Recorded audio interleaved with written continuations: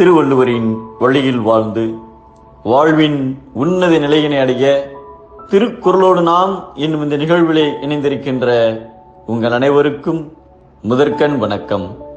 குறள் எண் 1042, அதிகாரம் நல்குரவு.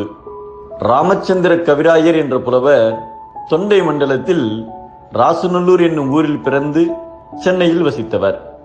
எல்லிஸ் துரைக்கு தமிழ் கற்றுக் கொடுத்தவர்.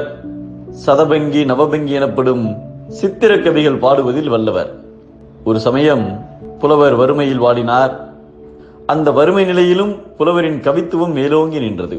ஒருவனுக்கு அடுக்கடுக்காய் வரும் துன்பத்தையும் அதன் அவலத்தையும் ஒரு பாடலாக அவர் பாடினார்.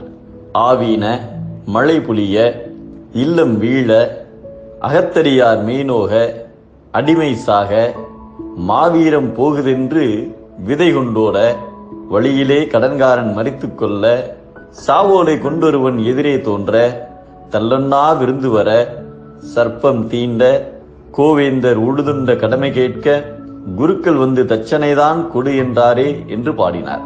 அதன் பொருள், ஒருவன் வீட்டில் பசு ஒன்று கன்றுகின்ற போது கொட்டி தீர்த்தது மழை. அந்த மழையில் அவன் வீடு எழுந்து விடுகிறது. வீட்டினுள் மனைவி படுகாயமடைகிறாள். அவளை மீட்க உதவிக்கு வேலைக்காரனை கூப்பிட அவனோ இடுபாடுகளில் சிக்கி இறந்துள்ளான். அப்போது மழையால் மண் ஈரமாயிருக்கும் போதே விதை நெல்லை தெளித்து விட்டால் வரும் காலம் வயிற்றுப்பாட்டிற்கு கவலை இருக்காது என்று விதை நெல்லை விதைக்க ஓடுகிறான். ஆனால் செல்லும் வழியிலேயே இவனுக்கு கடன் கொடுத்தவன் அந்த விதை நெல்லை பிடுங்கிச் செல்கிறான். அந்த வேளையில் நெருங்கிய சொந்தம் இறந்த செய்தியுடன் ஒருவன் எதிரே வர, அப்போது எப்போதோ அழைத்திருந்த விருந்தினர் கூட்டம் வீடு தேடி வருகிறது. அந்நேரத்தில் அவன் காலை ஒரு பாம்பு கொத்த அவன் கண்கள் இருள்கிறது.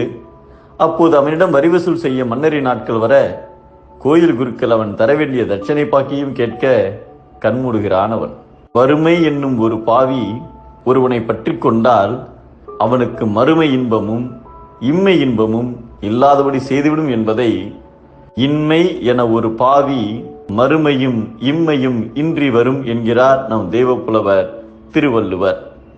வாழ்வின் கொடுமை வறுமை, வறுமை ஒழித்தலே பெருமை.